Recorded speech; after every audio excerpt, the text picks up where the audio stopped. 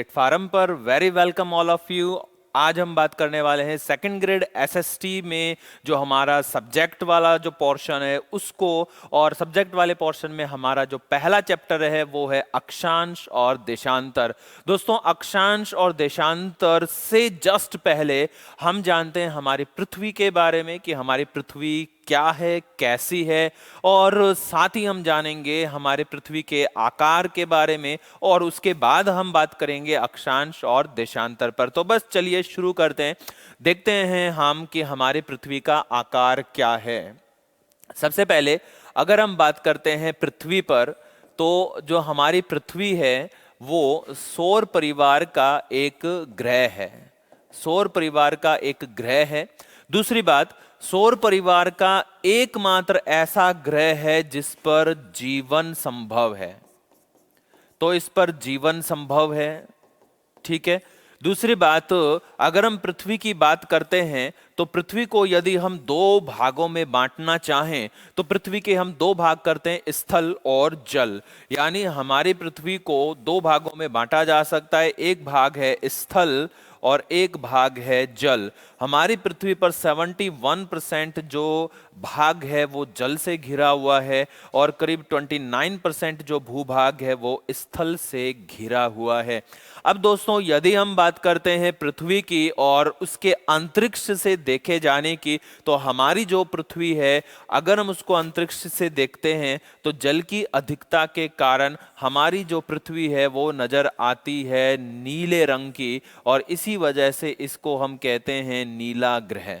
ठीक है, तो पृथ्वी एक ऐसा ग्रह है जो जीवन संभव वाला ग्रह है और इस जल की अधिकता के कारण ये नीला ग्रह कहलाता है। ओके, अब हम बात करते हैं पृथ्वी के आकार पे कि हमारी जो पृथ्वी है उसकी शेप क्या है, आकार क्या है। तो दोस्तों, यदि हम बात करें हमारे पुरातन समय से लेके वर्तमान तक, तो हम लेके चलें हमारे भारतीय जो विद्वान हैं आर्यभट्ट। आर्यभट्ट, दोस्तों आर्यभट्ट के अनुसार आर्यभट्ट ने एक सिद्धांत दिया था जिसका नाम था सूर्य सिद्धांत। सूर्य सिद्धांत,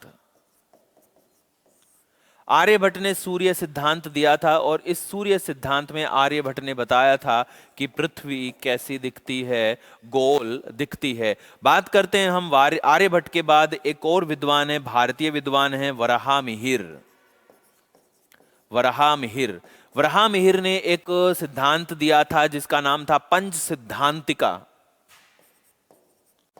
पंच सिद्धांतिका।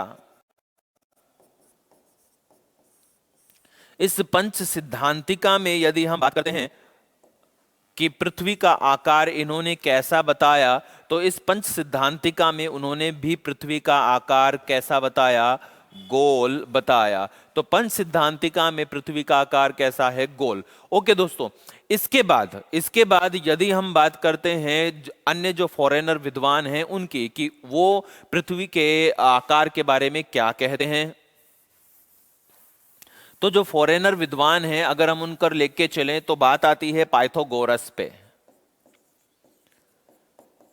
पाइथागोरस, पाइथागोरस के अनुसार, पाइथागोरस आप जानते ही हैं गणितीय विधा, ज्यामितीय विधा के एक महान प्रकांड विद्वान रहे हैं, और इन पाइथागोरस ने हमारे पृथ्वी को बताया था गोल।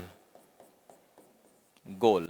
उसके बाद हम बात करते हैं एक और पुर्तगाली नाविक की, और उसका नाम है कोपरनिकस। कोपरनिकस, दोस्तों कोपरनिकस वो पहले विद्वान रहे हैं या पहले यात्री रहे हैं जिन्होंने पृथ्वी का पूरा चक्कर लगाया, पृथ्वी का एक चक्कर कंप्लीट किया और उसके पश्चात बताया कि पृथ्वी गोल है। तो कोपरनिकस वो पहले नाविक हैं, पहले यात्री हैं जिन्होंने धरती का चक्कर लगाया था और पृथ्वी को कैसा बताया, गोल बताया। अब हम अन्य विद्वानों की बात करते हैं, थोड़ा आधुनिक समय में आते हैं और हम आ जाते हैं विद्वान जीन के बारे में। जीन कहते हैं कि हमारी जो पृथ्वी है, पृथ्वी का आकार नजर आता है नाशपति के जैसा। ठीक है, नाशपति के जैसा। फिर आ जाते हैं जीन के बाद एक विद्वान हैं हमारे न्यूटन। न्यूटन, अब दोस्तों न्यूटन न्यूटन कहते हैं कि नहीं, ना तो ये नाशपाती के जैसी है, न गेंद के जैसी गोल है। न्यूटन कहते हैं कि ये नारंगी के जैसी गोल है, नारंगी के जैसी। न्यूटन क्या कहते हैं कि ये है नारंगी के जैसी। इसके बाद दोस्तों न्यूटन के बाद हम बात करते हैं तो एक विद्वान आते हैं, विद्वान का नाम है John Herschel. John Herschel. John Herschel क्या कहते हैं सुनना, जॉन हर्शल कहते हैं कि पृथ्वी का आकार तो पृथ्वी के जैसा ही है। जॉन हर्शल को बेचारे को समझ में नहीं आया कि इसका आकार कैसा बताना चाहिए, कि गोल कई जने बता चुके हैं, कोई नाशपाती जैसा कह रहा है, कोई नारंगी का जैसा कह रहा है। तो जॉन हर्शल कहते हैं कि पृथ्वी का आकार तो पृथ्वी के जैसा ही है। तो जॉन हर्शल के अनुसार पृथ्वी का आकार पृथ्वी के जैसा, पृथ्वी के जैसा। और आप यकीन नहीं करोगे किसको सही माना गया, जॉन हर्शल को ही सही मान लिया गया। जॉन हर्शल के अनुसार जो बताया ना कि पृथ्वी का आकार पृथ्वी के जैसा, एक्चुअल में यही राइट है। और इसको उन्होंने एक नाम दिया, वो था पृथव्याकार। पृथव्याकार। तो हमारी पृथ्वी है जॉन हर्शल के अनुसार पृथव्याकार। ओके दोस्तों, अब हम ये देखते हैं कि पृथव्याकार वास्तव में कौन सा आकार होता है, मतलब वास्तव में ये आकार है क्या।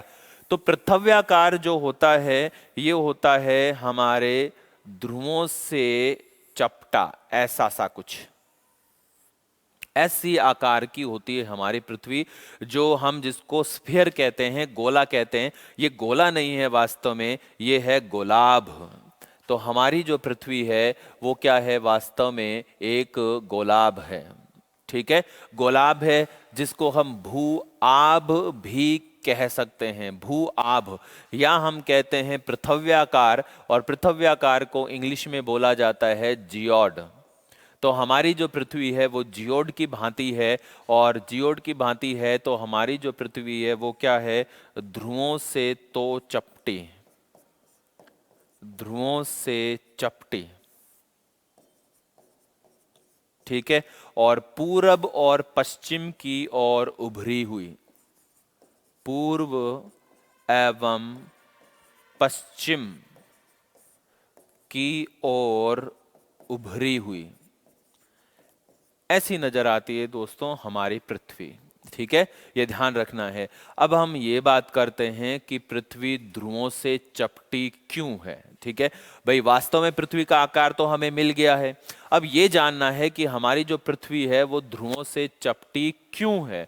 ओके, तो पृथ्वी वास्तव में, अगर हम पृथ्वी के निर्माण की अवस्था की बात करते हैं तो हमारी जो पृथ्वी है वो निर्माण की अवस्था में अर्ध तरल थी, अर्ध तरल अवस्था में थी हमारी पृथ्वी। और अर्ध तरल अवस्था में हमारी जो पृथ्वी है, इस पृथ्वी पर जब घूर्णन गति प्रारंभ हुई तो इस घूर्णन गति के कारण हमारी पृथ्वी का जो अर्ध तरल भाग था बाहर निकलने के प्रयास में क्या हो गया, चपटा हो गया। ठीक है, तो ये ध्यान रखना। तो हमारी जो पृथ्वी है वो क्या है, ध्रुवों से चपटी है। ठीक है, किसकी वजह से है, पृथ्वी की घूर्णन गति के कारण। पृथ्वी की घूर्णन गति के कारण हमारी जो पृथ्वी है वो क्या है, ध्रुवों से चपटी है। ठीक है, ये तो बात हो गई है हमारे अर्थ की। अब हम बात करते हैं हमारी पृथ्वी पर जो ध्रुव हैं उनके बारे में और जो गोलार्ध हैं उनके बारे में। ठीक है, मान लेते हैं ये हमारी पृथ्वी है। ठीक है, अब इस पृथ्वी पर हम सबसे पहले चलते हैं ध्रुवों पर।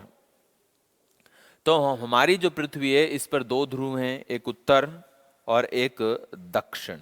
ठीक है, उत्तर ध्रुव की यदि हम बात करें तो उत्तर ध्रुव को हम बोलते हैं 90 डिग्री उत्तर अक्षांश, और दक्षिण ध्रुव को हम बोलते हैं 90 डिग्री दक्षिण अक्षांश।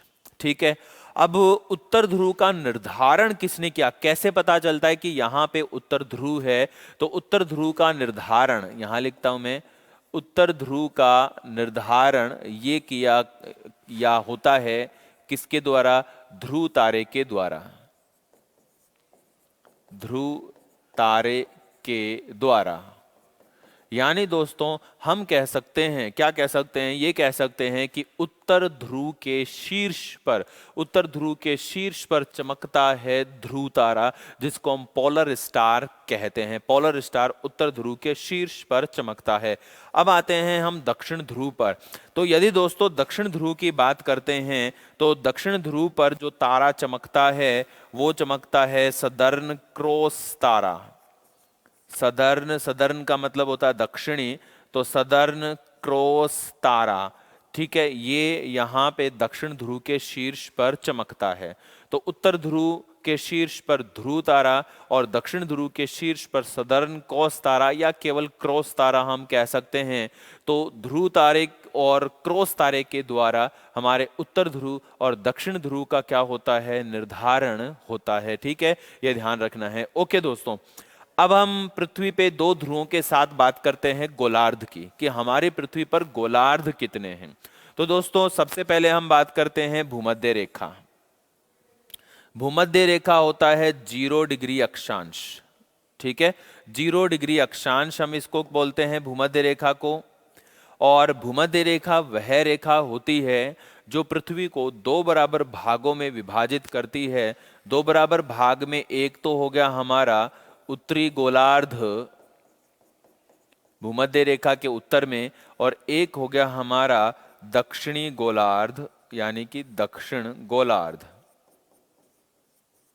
ठीक है, तो ये उत्तरी गोलार्ध और ये दक्षिणी गोलार्ध। तो भूमध्य रेखा पृथ्वी को दो गोलार्धों में बांटती है, एक उत्तरी गोलार्ध में और एक दक्षिणी गोलार्ध में। ऐसे ही हमारी जो ग्रीनविच रेखा है, ग्रीनविच रेखा है, वो ग्रीनविच रेखा भी हमारी पृथ्वी को दो गोलार्धों में बांटती है। ग्रीनविच रेखा के पूर्व की ओर अगर हम चलते हैं तो 180 डिग्री तक जो देशांतर हैं, पूर्व देशांतर हैं, अभी हम बात करेंगे अक्षांश और देशांतर क्या होते हैं। तो 180 डिग्री तक सभी का सभी कहलाता है पूर्व गोलार्ध। और इस ग्रीनविच के पश्चिम में कहलाता है पश्चिमी गोलार्ध। ठीक है, तो ऐसे हमारी पृथ्वी पर 4 तो गोलार्ध हैं, ठीक है, और 2 ध्रुव हैं। और अभी तक हमने जाना पृथ्वी का आकार और पृथ्वी के ध्रुव और गोलार्ध के बारे में। अब हम आते हैं पृथ्वी के अक्षांश के बारे में, और साथ ही हम बात करेंगे पृथ्वी के देशांतर के बारे में भी। तो चलते हैं पृथ्वी के अक्षांश पर। अक्षांश क्या होता है? अक्षांश का शाब्दिक अर्थ अगर हम लेते हैं तो होता है अक्ष की ओर से लिया गया अंश। क्या होगा? अक्ष की ओर से लिया गया अंश, उसी को हम क्या कहेंगे? अक्षांश कहेंगे। अक्ष की ओर से लिए गए अंश को ही हम क्या कहेंगे? अक्षांश कहेंगे। और अक्ष सामान्यतः क्या होता है? अक्ष सामान्यतः हम बोलते हैं कि ध्रुवों की ओर से, या हम कह सकते हैं कि चौड़ाई की ओर से, जो पृथ्वी की चौड़ाई है उसकी ओर से लिया गया जो एक अंश है उसी को हम कहते हैं अक्षांश। ठीक है, अब अक्षांश हम निकालते कैसे हैं उस पर हम चर्चा करते हैं पहले, कि अक्षांश निकालते कैसे हैं, और उसके बाद फिर अन्य जो चीजें हैं उनकी हम बात करेंगे। ठीक है, सबसे पहले देखते हैं कि अक्षांश निकालते कैसे हैं। सबसे पहले हम आते हैं भूमध्य रेखा पर। भूमध्य रेखा, भूमध्य रेखा को हम बोलते हैं 0 डिग्री अक्षांश। 0 डिग्री अक्षांश, भूमध्य रेखा हो गई 0 डिग्री अक्षांश। ठीक है, अब दोस्तों अब यहां पे हम अक्षांश निकालते हैं। भूमध्य रेखा क्या हुई? भूमध्य रेखा वह रेखा जो पृथ्वी को दो बराबर गोलार्धों, उत्तर गोलार्ध और दक्षिण गोलार्ध में डिवाइड करती है, उसको हम कहते हैं भूमध्य रेखा। ओके, अब भूमध्य रेखा के उत्तर में या दक्षिण में अगर हमें किसी स्थान का अक्षांश निकालना हो तो वो कैसे निकालेंगे? मान लेते हैं यहां पे कोई स्थान है, कोई बिंदु है x, इस x का हमें अक्षांश निकालना है। तो इसके लिए हमें सबसे पहले आना होगा भूमध्य रेखा पे, फिर हमें चलना है पृथ्वी के केंद्र पर। भूमध्य रेखा और पृथ्वी के केंद्र पर आ गए, केंद्र थोड़ा सा यहाँ पे ले लें अपन, ठीक है, पृथ्वी के केंद्र पर आ गए, भूमध्य रेखा व पृथ्वी के केंद्र पर, और फिर हम यहाँ रखते हैं एक चांदा। ठीक है, चांदा। अब दोस्तों यदि हम बात करते हैं इस अक्षांश की कि कैसे ज्ञात करेंगे, तो सबसे पहले तो हमें एक 90 डिग्री का कोण बना देना है। जैसे ही 90 डिग्री का कोण बनता है तो इट मीन्स ये उत्तर ध्रुव आ गया अपना, ठीक है। 90 डिग्री का कोण बनाया यहां से और 90 डिग्री नॉर्थ आ गया, यानी कि उत्तर ध्रुव आ गया। Okay, clear. अब देखो क्या होता है, तो 90 डिग्री जो उत्तर ध्रुव है, यहां इस स्थान का हमें अक्षांश निकालना है। ये हमारी भूमध्य रेखा है, तो भूमध्य रेखा को हम मानेंगे आधार रेखा, और आधार रेखा से यहां चांदा रख के इसका हमें कोण बना देना है। जितने भी डिग्री का कोण बनेगा यह उतने डिग्री ही अक्षांश होगा, ठीक है। मान लेते हैं कि इस स्थान का कोण आ रहा है 45 डिग्री, ठीक है। 45 डिग्री कोण आ रहा है, तो इट मीन्स इस x का जो अक्षांश है वो भी कितने डिग्री है, 45 डिग्री है, ठीक है। ये ध्यान रखना है। इधर भी ऐसे किसी स्थान में ये y स्थान है और इसका हमें अक्षांश निकालना है, तो इसे आधार रेखा, भूमध्य रेखा को आधार रेखा मानना है और कोण बना देना है। जितने डिग्री का कोण बनता है, मान लीजिए 45 डिग्री का, तो जितने डिग्री का कोण बनता है उसका अक्षांश भी कितना होगा, उतना ही होगा। तो इसका अक्षांश भी 45 डिग्री, उसका अक्षांश भी 45 डिग्री, ठीक है। ये ध्यान रखना है। ओके, तो ये तो हो गई बात अक्षांश की। दोस्तों इस प्रक्रिया को लिखेंगे कैसे, इस पर हम चर्चा करते हैं। तो मैं यहाँ पे ये जो प्रक्रिया है जो हमने बनाई, इस प्रक्रिया को मैं लिखता हूँ, आप साथ में नोटबुक में नोट कर लीजिएगा। और यहाँ पे ये जो प्रोसेस है, इस प्रोसेस को हम दोबारा देखेंगे। देखो सबसे पहले अक्षांश निकालेंगे कैसे, उस पर आते हैं। अक्षांश परिभाषा हुई भूमध्य रेखा के तल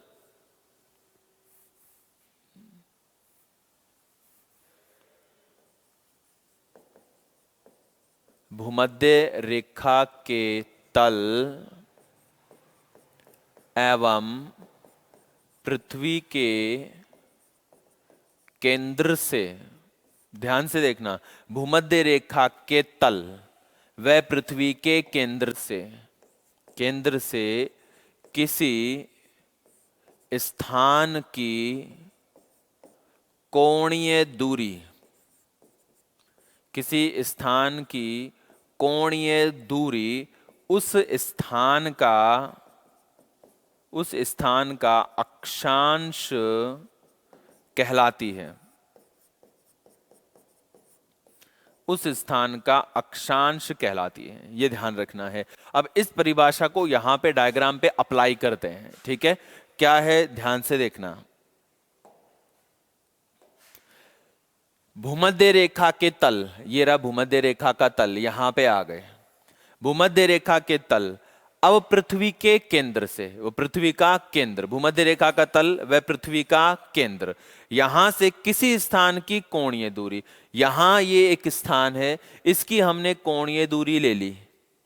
कोणीय दूरी का मतलब क्या हुआ कि जहां जिस स्थान पर हैं वहां पे चांदा रखना है, फिर हमें कोण बनाना है, और ये जो कोणीय दूरी आ रही है भूमध्य रेखा के तल से, इसी कोणीय दूरी को हम क्या कहेंगे, अक्षांश कहेंगे, ठीक है। तो ध्यान रखना इस परिभाषा को और इस डायग्राम को। तो भूमध्य रेखा के तल व पृथ्वी के केंद्र से किसी स्थान की कोणीय दूरी को हमने क्या कहा है, अक्षांश।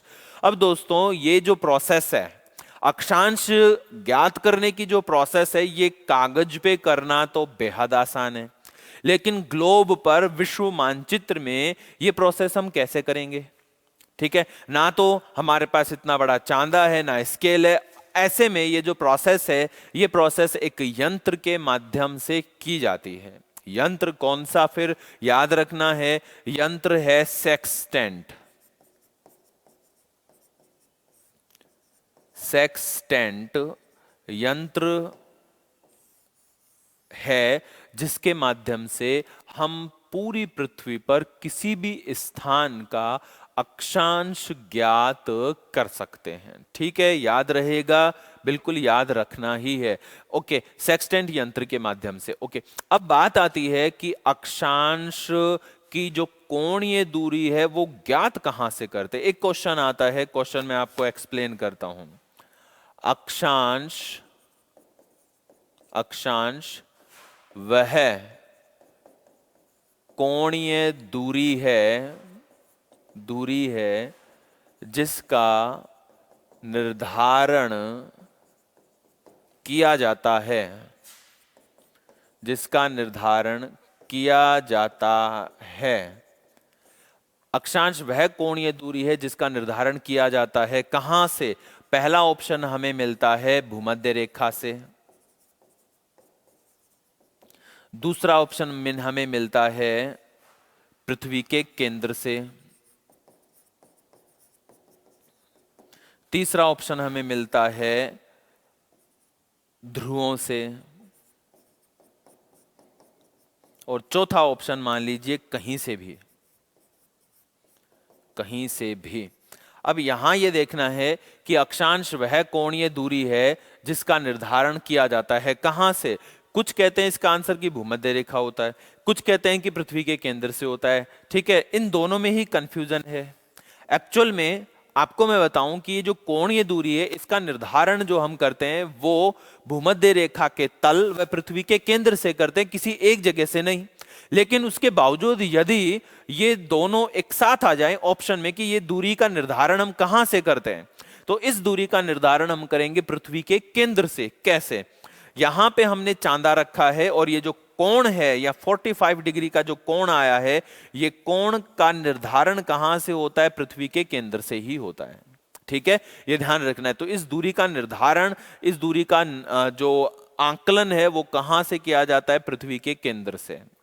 ठीक है, अब अगर हम देखें कि कोई कहे कि इसको सही साबित करने का प्रयास करे कि भूमध्य रेखा से, तो अगर हम भूमध्य रेखा पर चांदा रखते हैं, मान लो मैं केंद्र पे क्यों रखूंगा, फिर मैं चांदा यहां पे रखूंगा।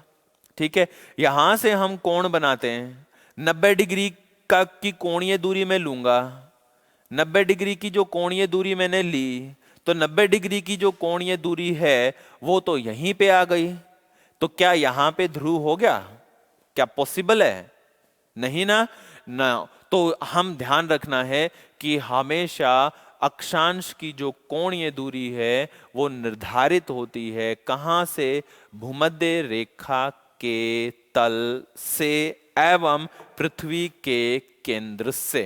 ओके, भूमध्य रेखा के तल व पृथ्वी के केंद्र से। अब बात आती है अक्षांश की संख्या पे कि अक्षांश कितने होते हैं। ये भी एक बहुत बहुत डाउटफुल क्वेश्चन रहता है बच्चों के लिए। तो हम इसकी बात करते हैं कि वास्तव में हमारा जो अक्षांश की काउंटिंग है वो कितनी है। देखो, ये हमारी पृथ्वी मान लीजिए, ठीक है, यहाँ पे 90 डिग्री नॉर्थ और यहाँ पे 90 डिग्री साउथ। ठीक है, टोटल ये भूमध्य रेखा और बना लेते हैं, भूमध्य रेखा। ठीक है, अब भूमध्य रेखा और 90 डिग्री उत्तर और 90 डिग्री नीचे अगर हम इनको काउंट करते हैं तो ऐसा होता है कि 90 ऊपर यानी कि उत्तर गोलार्ध में, उत्तरी गोलार्ध में हो गए ना, ऐसे 0 से 1 2 3 4 5 6 7 8 9 10 करते हुए लास्ट में 90 तक। ठीक है, ऐसे ही कुल 90 दक्षिण गोलार्ध में, दक्षिण गोलार्ध में आ गए। तो 90 और 90 180, एक भूमध्य रेखा, एक भूमध्य रेखा। ठीक है, तो कुल अक्षांश कितने पढ़ते हैं हम? 181। क्या ये सही है?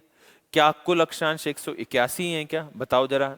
अगर आप सोचते हो कि हाँ भूमध्य रेखा को सम्मिलित करते हुए तो 181 है, लेकिन क्वेश्चन ऐसे थोड़ी आता कि भूमध्य रेखा को सम्मिलित करते हुए कुल अक्षांशों की संख्या कितनी है। अगर सीधा ही आ जाए कि कुल अक्षांश कितने हैं, तो यदि हम बात करते हैं कि कुल अक्षांश कितने हैं और हम यदि आंसर देते हैं 181, तो फिर ये रॉन्ग है।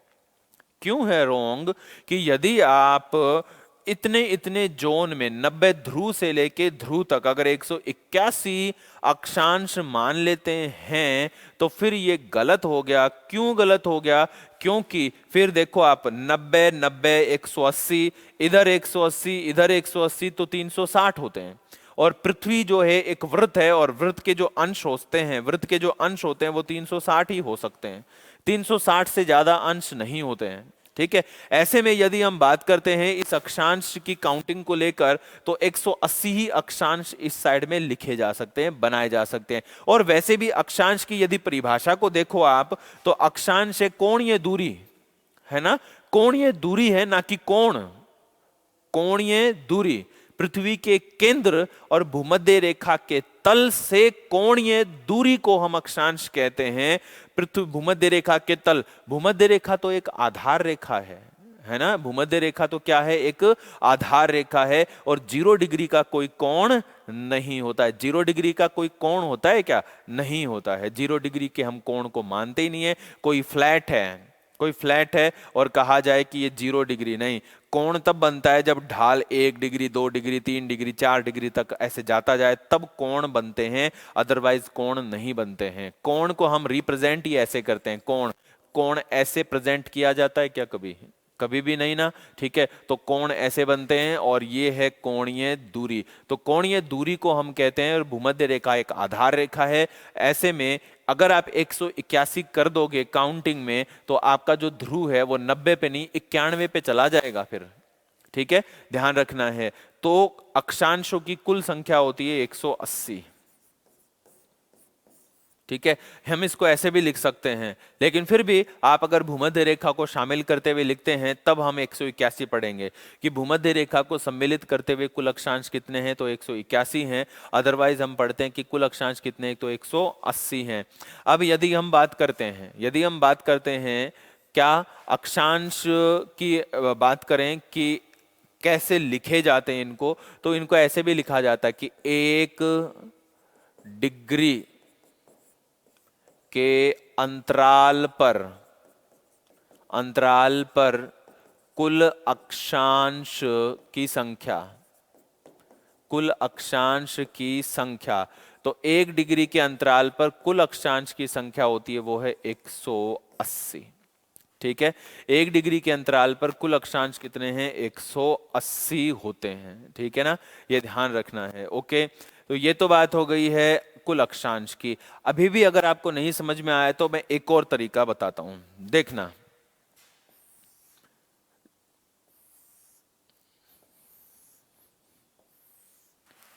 एक, दो, तीन, चार, 1 2 3 4, कुल अक्षांश रेखाएं कितनी नजर आ रही हैं? यहां पे 4। कुल अक्षांश रेखाएं कितनी नजर आ रही हैं? 4। ठीक है, लेकिन यदि हम बात करें कि इन अक्षांश रेखाओं के बीच में अक्षांश कितने हैं, एक और ले लेता हूं मैं यहां पे, ये भूमध्य रेखा 0। अब कुल कितनी अक्षांश रेखाएं नजर आ रही हैं? 1 2 3 4 5। तो कुल अक्षांश रेखाएं नजर आ रही हैं 5 अक्षांश रेखाएं ये हमें नजर आती हैं। लेकिन इन अक्षांश रेखाओं के बीच में हमें अक्षांश कितने नजर आते हैं? तो यहाँ पे ये भूमध्य रेखा का तल है, यहाँ पे आप चांदा रख दीजिए, ये लो चांदा रख दिया, 90 डिग्री ध्रुव बना दीजिए, बना दिया। अब देखो यहां से भूमध्य रेखा के तल से किसी स्थान की कोणीय दूरी, ये तो कोई कोणीय दूरी होती ही नहीं है। आधार रेखा पर कोई कोणीय दूरी आती है कभी? आती है क्या बताओ? कभी भी नहीं आती। यहाँ पे तो कोणीय दूरी नहीं आएगी, यहाँ पे तो धरातल की लंबाई आ जाएगी, किलोमीटर में या मील में कोणीय दूरी आना पॉसिबल नहीं है। तो यहां से हमने कोणीय दूरी ली 1 डिग्री, इतना 1 डिग्री, फिर यहां से हमने दूसरी कोणीय दूरी ली इतना 2 डिग्री, फिर कोणीय दूरी ली इतना 3 डिग्री, और फिर एक और कोणीय दूरी ली तो इतना 4 डिग्री। तो टोटल इन 5 अक्षांश रेखाओं के बीच में जो कोणीय दूरी आ रही हैं वो 4 ही आ रही हैं, यानी कि इन 5 अक्षांश रेखाओं के बीच में कुल अक्षांश कितने हैं? 4 ही हैं। भाई ध्यान रखना है, कुल अक्षांश हैं 4।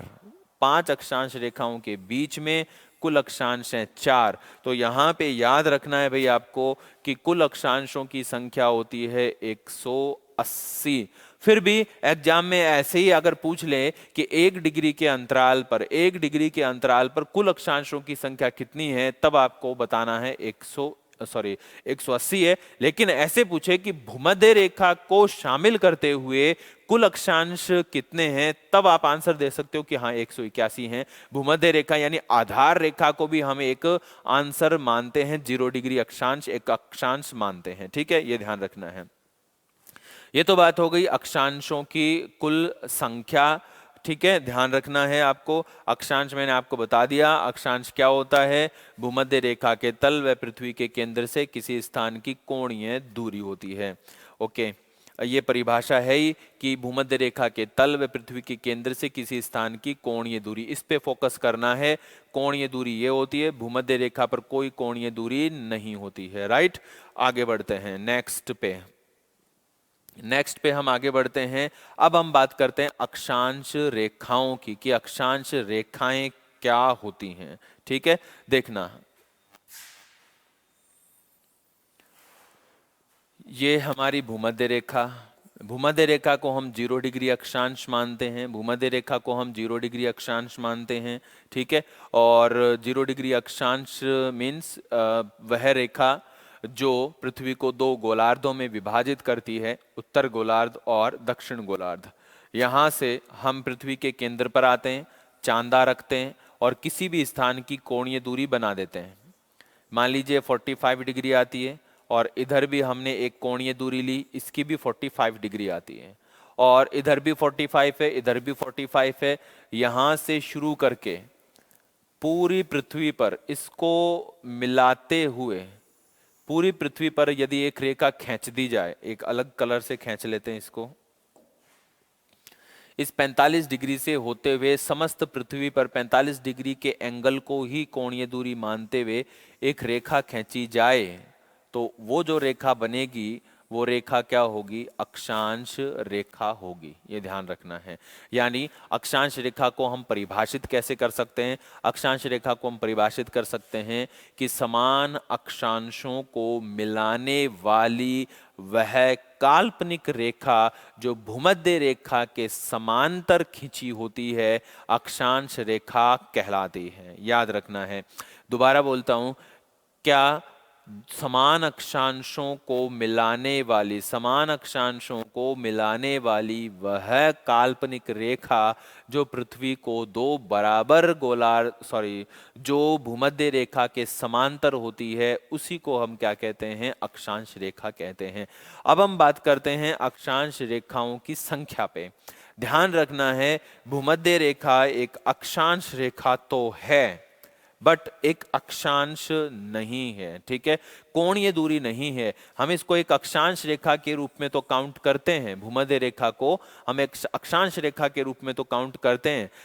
ठीक है, ध्यान रखना है। अब यदि हम देखें कि हमारी इस पूरी पृथ्वी पर कुल कितनी अक्षांश रेखाएं हैं, तो ध्यान से देखना एक डायग्राम को। ये है ग्लोब, ठीक है, और इस ग्लोब के साथ ही मैं यहां बना रहा हूं मानचित्र। ये मानचित्र, ग्लोब की क्या खास बात होती है कि ग्लोब होता है 3D मॉडल, और मानचित्र की क्या खास बात है कि मानचित्र है 2D मॉडल। 3D मॉडल और 2D मॉडल, ये अपना ग्लोब है। अब इस ग्लोब पर यदि हम अक्षांश रेखाओं की बात करें, तो ये भूमध्य रेखा 0 एक अक्षांश, ऐसे ही ऊपर चलते हुए 1 2 3 4 5 6 7 8 9 करते हुए लास्ट तक 90। ठीक है, ध्यान से देखोगे तो आप 89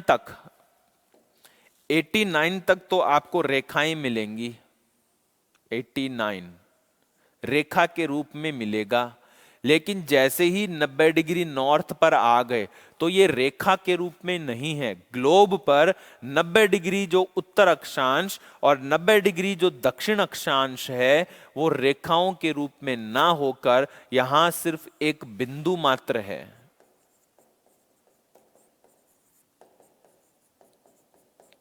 एक बिंदु मात्र है। ठीक है। और एक बिंदु मात्र होने की वजह से यहाँ पे ग्लोब के ऊपर 90 डिग्री नॉर्थ और 90 डिग्री साउथ की काउंटिंग रेखा के रूप में नहीं होगी, रेखाओं के रूप में गिनती नहीं। तो दोस्तों रेखाओं के रूप में गिनती नहीं होगी किसकी, एक तो 90 डिग्री नॉर्थ की और एक 90 डिग्री साउथ की। ठीक है, तो ऐसे में यहां कंप्लीट जो रेखाएं हैं उनमें से दो माइनस कर देते हैं। कंप्लीट कौन सी हैं यहां पता लगेगा, ये भूमध्य रेखा, ये 90 डिग्री नॉर्थ, ये 90 डिग्री साउथ, ये ऐसे 0 1 2 3 4 5 6 7 8 करते हुए 90 तक उत्तर में, ऐसे 0 1 2 3 4 5 6 7 8 करते हुए 90 तक दक्षिण में। ठीक है, और ऐसे में टोटल हो गई 90 प्लस भूमध्य रेखा यानी कि एक, टोटल हो गई 181। तो ये है मानचित्र, मानचित्र पर अक्षांश रेखाओं की जो कुल संख्या हो गई वो कितनी हो गई, 181।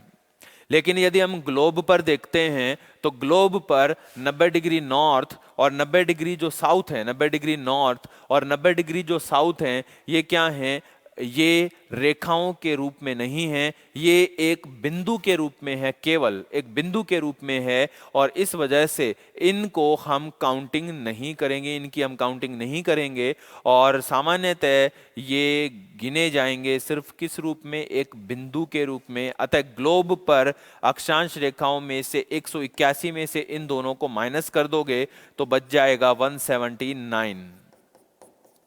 तो क्वेश्चन हो गया हमारा कि ग्लोब पर कुल अक्षांश रेखाओं की संख्या कितनी है, तो 179 है, और मानचित्र पर कुल अक्षांश रेखाओं की संख्या कितनी है, तो 181 है। ग्लोब पर 179 क्यों हो गई हैं, क्योंकि ग्लोब पर उत्तर ध्रुव और दक्षिण ध्रुव एक रेखा के रूप में नहीं है, सिर्फ एक बिंदु के रूप में है, एक टिमकी के रूप में है। ऐसे में बिंदु की काउंटिंग हम रेखाओं में नहीं कर सकते हैं। ठीक है, ये ध्यान रखना है। ओके, ये बात हो गई हमारे अक्षांश रेखाओं की संख्या पे। अब बात आती है हमारी इस अक्षांश रेखाओं की विशेषता के बारे में। अक्षांश रेखाओं की विशेषता को हम जानते हैं। ये हमारी पृथ्वी, ठीक है, मान लीजिए, और अक्षांश रेखाओं को हम यहां से बनाते हैं। ये अक्षांश रेखा वो अक्षांश रेखा है जो पृथ्वी को दो बराबर भागों में बांटती है।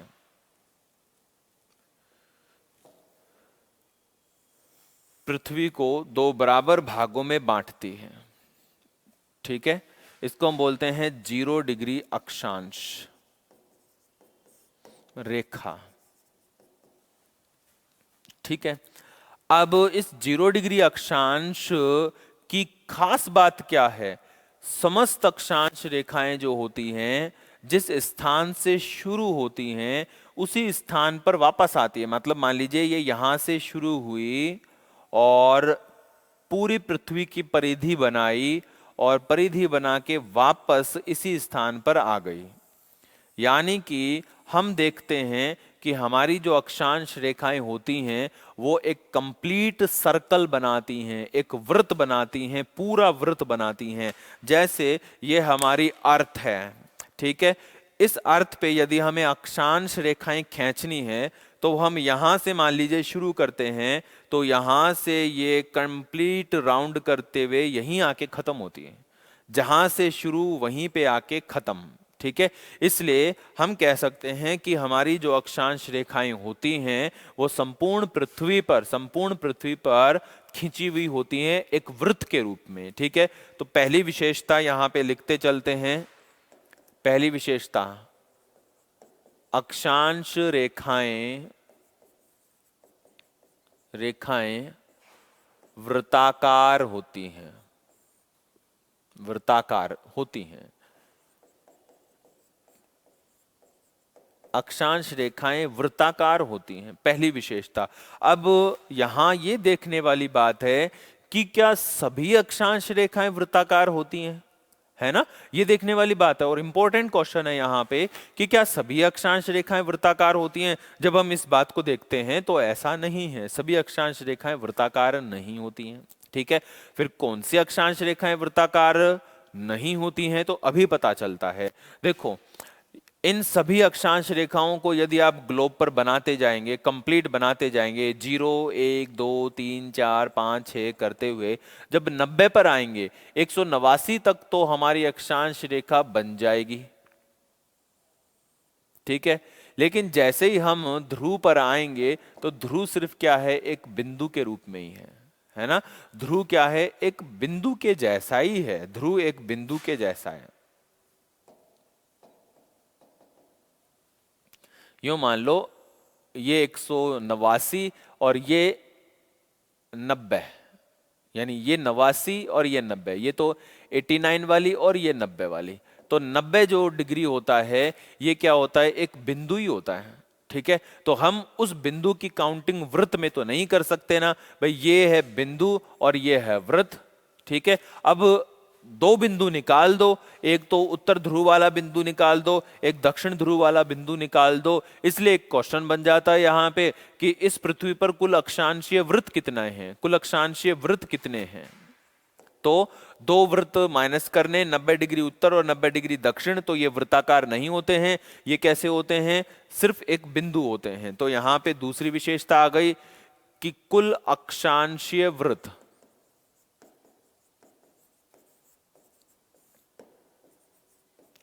कुल अक्षांशीय वृत्त होते हैं 179। ठीक है, हमने देखा भी था अभी कि ग्लोब पर अक्षांश रेखाएं कैसी होती हैं, 179 होती हैं। क्यों, क्योंकि अक्षांश रेखाएं क्या होती हैं, वृत्ताकार होती हैं, और जो उत्तर ध्रुव और दक्षिण ध्रुव होते हैं वो सिर्फ एक बिंदु के जैसे होते हैं, इसलिए उनकी काउंटिंग नहीं हो सकती है। ठीक है, ये ध्यान रखना है। ओके, आगे बढ़ते हैं इधर। तो ये हो गए कुल अक्षांशीय वृत्त 179। आगे बढ़ते हैं, अब बात करते हैं हम कुल अक्षांशीय वृत्त से निकल के यहाँ पे थर्ड नंबर पे। अब देखें अगर कि सभी अक्षांशीय वृत्त सभी अक्षांश रेखाएं वृत्ताकार हैं सिर्फ ध्रुवों को छोड़ के, तो यहाँ पे एक बार इन रेखाओं को हम बना लेते हैं।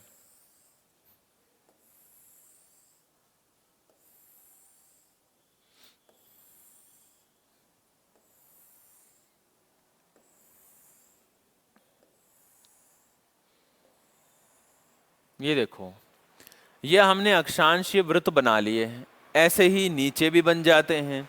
अब आप ध्यान से देखो जरा और ये पहचानने की कोशिश करो कि ये जो अक्षांशीय वृत्त हैं, इन अक्षांशीय वृत्तों में से सबसे बड़ा जो वृत्त है वो कौन है, सबसे बड़ा जो वृत्त है वो कौन है। ठीक है, तो ये जो वृत्त, बीच वाला जो वृत्त है वो क्या नजर आ रहा है, सबसे बड़ा वृत्त नजर आ रहा है। ठीक है, और बीच वाला जो वृत्त होता है वो कौन होता है, भूमध्य रेखा होता है। ठीक है, तो तीसरी विशेषता होती है कि कुल अक्षांशीय वृत्त 179 होता है, सभी अक्षांश रेखाएं वृत्ताकार होती हैं। तो भूमध्य रेखीय वृत्त, भूमध्य रेखीय वृत्त, वृत्त एक वृहत वृत्त होता है,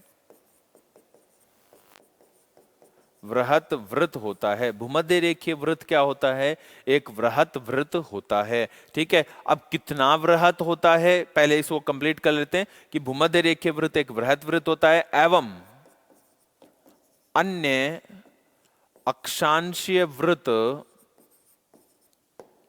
अक्षांशीय वृत्त लघु होते हैं। ठीक है, ये ध्यान रखना है। तो अक्षांशीय वृत्त सभी लघु हो जाते हैं, भूमध्य रेखा एक वृहत वृत्त है। तो यहाँ पे नेक्स्ट जो विशेषता है वो ये पूछी जाती है कि ये जो हमारी भूमध्य रेखीय परिधि है ये कितनी बड़ी होती है, यानी ये कितनी है। ठीक है, तो भूमध्य रेखीय परिधि पे क्वेश्चन आता है। भूमध्य रेखीय परिधि, ये भूमध्य रेखीय परिधि होती है 40,075 किमी, 40,075 किलोमीटर। ठीक है, ये ध्यान रखना है, 40,075 किलोमीटर होती है। और यदि कोई पूछे कि भूमध्य रेखीय व्यास कितना होता है, तो ये भी हम जान लेते हैं कि भूमध्य रेखीय व्यास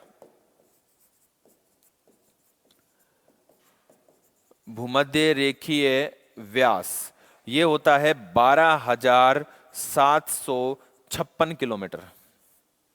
12,756 किलोमीटर, ठीक है, ये ध्यान रखना है। तो ये हो गया भूमध्य रेखीय परिधि और ये हो गई भूमध्य रेखीय व्यास। अब दोस्तों हम बात करते हैं नेक्स्ट विशेषता पर, ठीक है। नेक्स्ट विशेषता कौन सी है? नेक्स्ट विशेषता में यदि हम बात करते हैं तो ध्यान से देखने पे पता लगेगा कि अक्षांश रेखाएं जो हैं वो सभी की सभी भूमध्य रेखा के समांतर हैं। देखो, है ना, सभी अक्षांश रेखाएं क्या हैं? भूमध्य रेखा के समांतर हैं, इसलिए इनको हम समांतर रेखा भी कहते हैं। समांतर रेखा, ठीक है। ये सभी अक्षांश रेखाएं क्या कहलाती है? समांतर रेखाएं कहलाती हैं। साथ ही में समांतर रेखा के साथ साथ इनको अनुप्रस्थ रेखा भी कहते हैं। अनुप्रस्थ रेखा, ये समांतर रेखा भी कहलाती है, अनुप्रस्थ रेखा भी कहलाती है। समांतर रेखा कह दो या अनुप्रस्थ रेखा कह दो, एक ही बात है, ठीक है। अब समांतर क्यों, समझ गए ना, ये सभी के सभी एक दूसरे के समांतर होती है, इसलिए समांतर रेखा कहते हैं और अनुप्रस्थ रेखा कहते हैं। अब इन पे क्वेश्चन आते हैं बहुत ही शानदार। समांतर रेखा या अनुप्रस्थ रेखा पे क्वेश्चन आता है। क्या क्वेश्चन आता है वो हम इस नेक्स्ट स्लाइड में करते हैं, इसको रहने देते हैं क्योंकि इसमें हम वापस से बैक में चलेंगे। तो क्या क्वेश्चन आता है सुनिए। पहला क्वेश्चन आता है 49वीं समांतर रेखा उत्तरी गोलार्ध में, ठीक है। एक क्वेश्चन आता है 38वीं समांतर रेखा उत्तरी गोलार्ध में। एक क्वेश्चन आता है 22वीं समांतर रेखा उत्तरी गोलार्ध में, ठीक है। क्या क्या वह है देखो। 49वीं समांतर रेखा उत्तर गोलार्ध में यूएसए और कनाडा के मध्य सीमा बनाती है, ठीक है, यह ध्यान रखना है। उत्तर गोलार्ध में 49वीं समांतर रेखा यूएसए और कनाडा के बीच में सीमा बनाती है। उत्तर गोलार्ध में 38वीं समांतर रेखा नॉर्थ कोरिया और साउथ कोरिया के बीच में सीमा बनाती है। नॉर्थ कोरिया और साउथ कोरिया, नॉर्थ कोरिया और साउथ कोरिया के बीच में सीमा बनाती है। फिर आते हैं 22वीं समांतर रेखा। तो 22वीं समांतर रेखा उत्तर गोलार्ध में मिस्र और सूडान, मिस्र और सूडान के बीच में सीमा बनाती है। मिस्र और सूडान के बीच में सीमा बनाती है, ध्यान रखना है, ठीक है। ये समांतर रेखा पर कुछ क्वेश्चन आते हैं, याद रखना। इन अक्षांश और देशांतरों के द्वारा जो बनाई गई सीमा होती है इसको हम ज्यामितीय सीमा कहते हैं। ये सभी की सभी ज्यामितीय सीमाएं हैं। ज्यामितीय सीमा, ठीक है ना, ध्यान रखना भाई, ज्यामितीय सीमा के रूप में जाना जाता है। आगे बढ़ते हैं। अच्छा, हमारी स्लाइड पे चलते हैं, पहले से बनाई हुई है। ओके, नेक्स्ट विशेषता की बात करते हैं। नेक्स्ट विशेषता पर आते हैं। देखो, जब हम बात करते हैं समांतर रेखा या अनुप्रस्थ रेखा की, तो ये जो अक्षांश रेखाएं हैं इनके बीच में ये जो स्पेस है, ये जो बीच की दूरी है, इस दूरी का कुछ नाम होता है। क्या होता है? तो 7वीं विशेषता हो गई अक्षांश रेखाओं के बीच की दूरी को कटिबंध, कटिबंध या जोन, कटिबंध या जोन कहते हैं। क्या कहेंगे? कटिबंध या जोन कहेंगे। अब ये बीच की दूरी होती कितनी है? ठीक है, ये बीच की दूरी होती है, अक्षांश रेखाओं के बीच की दूरी होती है 111.13 किलोमीटर, या सीधा कह देते हैं 111 किलोमीटर। ठीक है, लेकिन ये बताओ, क्या ये बीच की दूरी फिक्स होती है? क्या अक्षांश रेखाओं के बीच की दूरी 111 किलोमीटर या 111.13 किलोमीटर है? ऐसा नहीं है। ठीक है, ये बीच की दूरी फिक्स नहीं है दोस्तों। पृथ्वी ध्रुवों से क्या है? चपटी है, और भूमध्य रेखा पर क्या है? बाहर की ओर निकली हुई है। जब ऐसा मान के चलो, एक अलग डायग्राम बना लेते हैं अपन। ये हमारी पृथ्वी है ऐसे चपटी, ठीक है। इस पृथ्वी को थोड़ा सा और स्फेयर कर लेते हैं इसको, ऐसे है ना। ये ऐसी पृथ्वी है। जब हम देखते हैं इन रेखाओं को ऐसे, जब हम इनको दबाते हैं इस तरीके से, दबानी है तो साफ हो गया।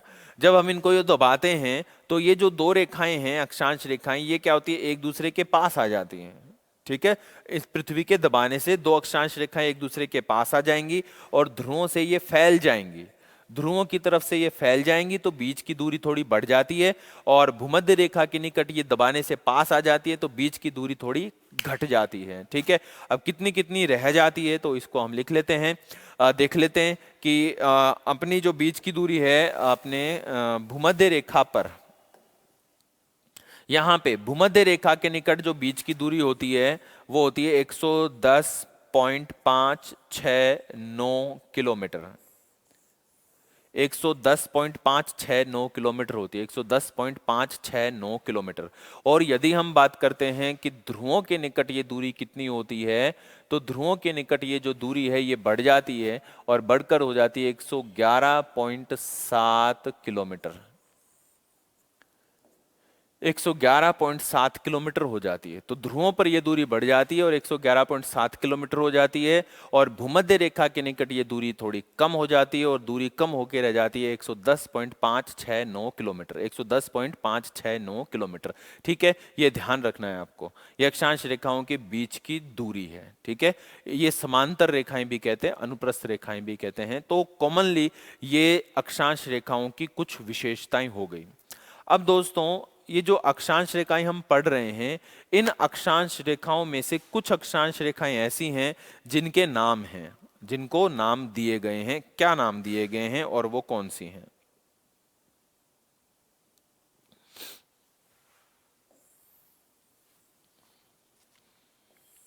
ये हमारी भूमध्य रेखा है।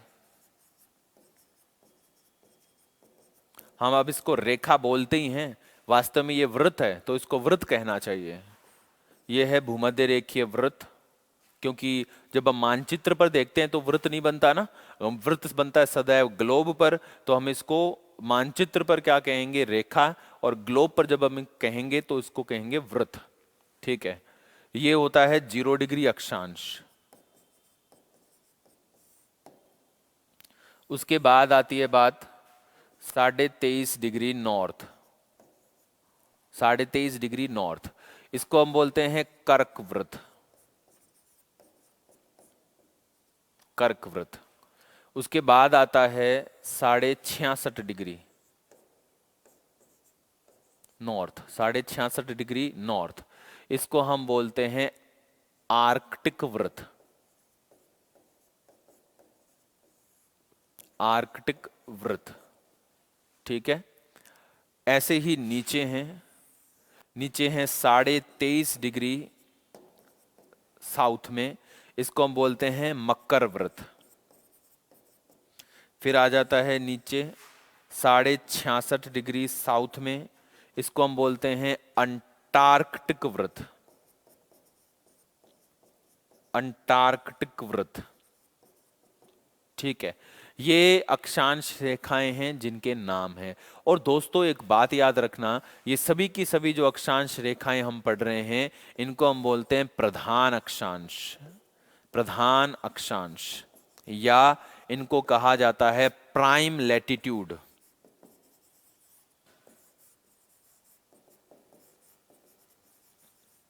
प्राइम लैटिट्यूड कहा जाता है, प्राइम लैटिट्यूड। अब क्यों कहते हैं प्रधान अक्षांश? तो सूर्य के उत्तरायण और दक्षिणायन की वजह से ये कहलाती हैं प्रधान अक्षांश, ठीक है। सूर्य कर्क रेखा पर 21 जून को चमकता है, ठीक है। मकर जो भूमध्य रेखा है इस पर वर्ष में 2 बार चमकता है, 21 मार्च और 23 सितंबर को। यहां पे चमकता है 22 दिसंबर को, ठीक है। इसके अलावा इस स्थान के बाद सूर्य की किरणें जो होती हैं वो 6 माह तो रहती हैं, 6 माह नहीं रहती हैं। और ऐसे ही दक्षिण गोलार्ध में भी इस स्थान के बाद सूर्य की किरणें 6 माह रहती हैं और 6 माह नहीं रहती हैं। अतः इन सभी को हम प्रधान अक्षांश कहते हैं। कोई पूछे कि प्रधान अक्षांश कितने हैं या प्रधान अक्षांशीय वृत्त कितने हैं, तो आपको बताना है 1, 2, 3, 4 और 5। ये 5 हैं हमारे प्रधान अक्षांशीय वृत्त। कितने हो गए? प्रधान अक्षांशीय वृत्त हो गए 5। ठीक है दोस्तों, ये बात हो गई हमारे अक्षांश की। ठीक है, अक्षांश और अक्षांश रेखाओं की हमने बात की, पृथ्वी के आकार की हमने बात की। अब हम नेक्स्ट बात करेंगे देशांतर की। अभी इस वीडियो में सिर्फ इतना ही। कंटिन्यू साथ रहने के लिए थैंक यू। जय हिंद।